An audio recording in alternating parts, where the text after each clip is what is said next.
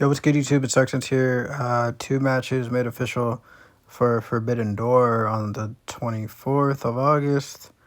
The AEW Women's World Championship. It is Athena cashing in her title opportunity versus Timeless Toni Storm.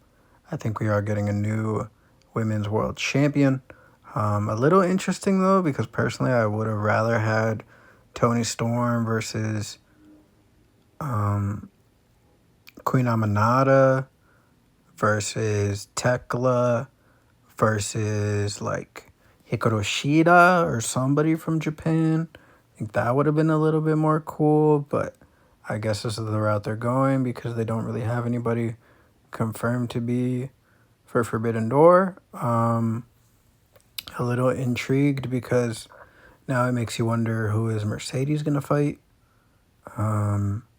Maybe it could be her running mate, Billy Starks. Billy Starks gets an opportunity versus Mercedes. I don't know. But yeah. Another match, which I originally thought was scheduled for All Out in Toronto, is now for Forbidden Door, which I think is a little intriguing because Hiroshi Tanahashi is set to have his final match in London be at Forbidden Door with AEW, which I think is cool because of the partnership. But now what do you do with Hiroshi Tanahashi? Gabe Kidd's injured. Ospreay's hurt. I know Ospreay said he's gonna be back in time. What, you run Ospreay and Tanahashi? Omega Tanahashi? Like I really don't know. Like there are part-time guys I would give the nod to. Maybe bring back Bryan Danielson and have him face Tanahashi. Like I don't know. There are a lot of factors and stuff. Maybe bring back Jay White. That would be sick for Tanahashi's final match, technically in AEW. But yeah, I don't know. This match, honestly, I would have done for All Out. And you have Okada versus Tanahashi. I think that would have been sick for one of the best feuds all time in New Japan. You have it be Okada and Tanahashi one last time. The Ace versus the Rainmaker. But I guess not. We're getting Swerve Strickland, which is cool. I like Swerve, whose house, which is cool. But I don't know. I guess that's just me being nitpicky with wrestling and certain feuds and stuff. It does make sense on brand. I'm not a fan of Okada being a part of the Callis family.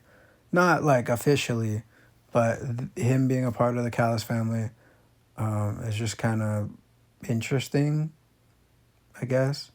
And then they're doing Bandito and Brody King versus the Young Bucks. I think the winner fights FTR, right? And then the winner gets a title opportunity versus the Hurt Syndicate, which I think is also for this pay-per-view. Which, again, I think you could have easily added tag teams from Japan. You could have added United Empire with Callum Newman and Great O'Khan. You could have added House of Torture. You could have added War Dogs, the Bullet Club War Dogs. You could have added Drilla Maloney and David Finlay. But I don't know. It is what it is. What do you guys think of AEW going forward? I'm really intrigued. Forbidden Door is one of my favorite pay-per-views that they've done. Last year's was really, really good. The year before that was really, really good. I first got introduced to Clark Connors around that time, and I've been a fan ever since. Now he's in the House of Torture, which I think is crazy. But yeah, that's pretty much it for the video. Please leave a like, comment, subscribe. Later.